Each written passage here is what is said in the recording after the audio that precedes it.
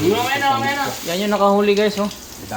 Nakahuli yung kasama ko guys. Oh, ang lalaki guys. Dalawa, piraso.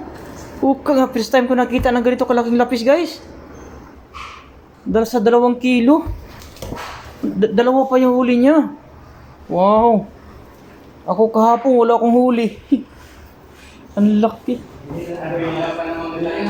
Milvin! Grabe, ang laki talaga oh. Nasa 2 kilo. Ngayon ako nakakita ng ganito kalaki.